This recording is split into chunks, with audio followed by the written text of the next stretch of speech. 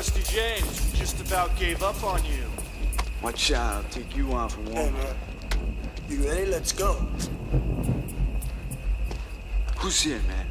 Huh? I gotta have as many guys as Biff. This is bullshit. But I thought we were supposed to watch Rusty James. What's up, fellas? Hey, Rusty James, where you been? Where were you? I was at Patty's. What's it to you, huh? Nothing, Rusty James, nothing. You're not expecting to find Steve here, are you? Why'd you put up with that wimp? I known him since kindergarten, all right? You've got a bad habit of getting attached to people, man. Yep, let's go.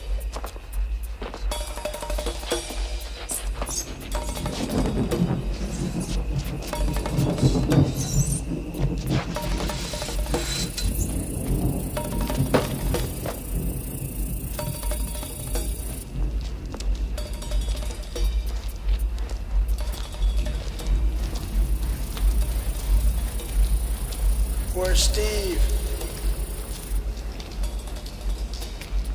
Maybe he's late.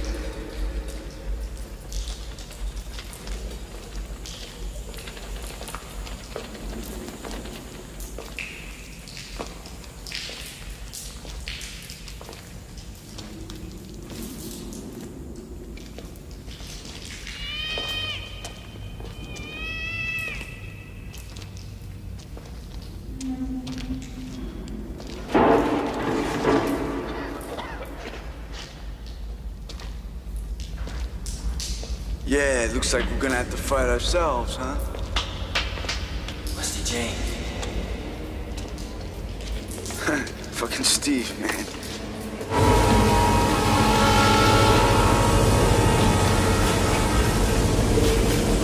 Where Rusty James? I'm here. Not for long, punk. Careful, man, he's been popping pills. I hate fighting hopped up people. Trust You scum. I hear you looking for me. Come on, Ducky. Come on.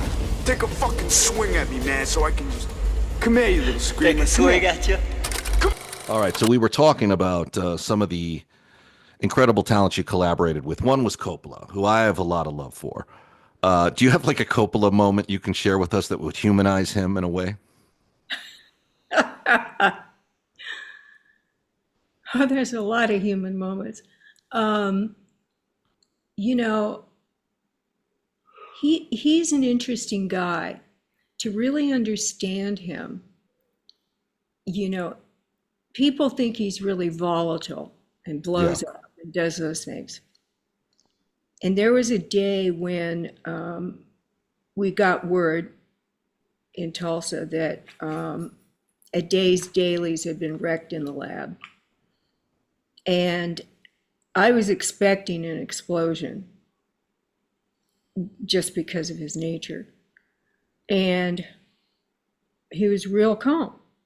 Said, okay, talking to the first AD, rescheduling which scenes were on that day's dailies, what was lost.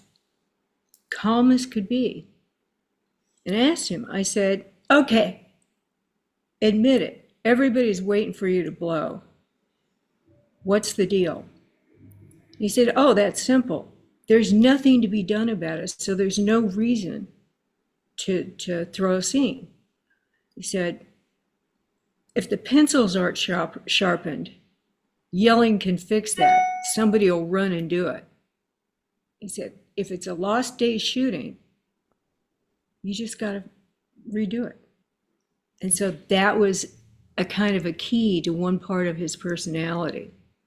He could throw a real scene if he thought it would fix something that had gone wrong and somebody should have paid attention.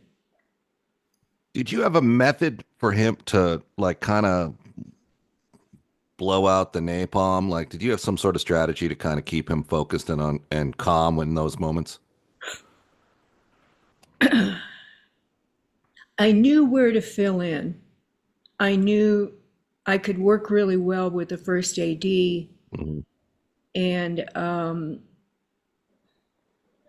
there were times when I had a headset on directly to hear what was going on in the Silverfish, his remote truck. And I could warn the first AD what was going on and what I knew Francis wanted next. And so we could keep things running smoothly if things were a little dicey that day, meaning outside forces of some sort, were rattling the cage. And Francis grew to have enough trust in me that at the end of very long days, because I would average things like 102 hours a week on that set. And he trusted me to remember which takes he actually liked, because he wanted to put off choosing takes till the end of the night, but he was exhausted. So I knew which takes he wanted. I knew various other things, and we had a really close collaboration. So I think that the big thing was a trust factor that we built pretty quickly. And the other stuff was, if he ever did blow in my general direction, a while later, he'd come up behind my chair and be rubbing my shoulders and stuff. And I'd say, is that anything like I'm sorry? Yeah.